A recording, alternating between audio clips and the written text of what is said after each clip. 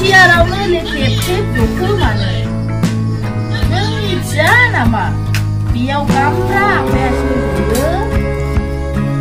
एसेबां लाजिनाय दिन्थिनाङा। ओइ नों बिगोमानि न'आवनो नायै बेदरै उदै बुंजासे मोनजानायनि उनावबो हाबा फोरबोनि मोनामनाय मोनजायो। खालाय सोलानो दों दोंखारलाङो। अब्ला नोंनि लाजिनाया बहा थाङो? मालायनि सारायनि खावना जानानैबो लाजियासै।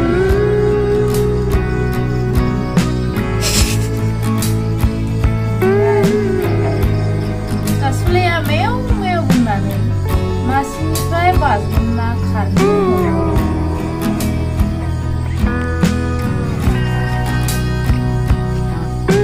एन्द्रानि लान्जाया खेंख्रिबाय आरो गोजौथिं थोंगोर थानाय। नाथाय जासुलानि लान्जाया गोलाव। जासुलानि खुगानि फारनैथिं गोलाव गोलाव दारि थायो।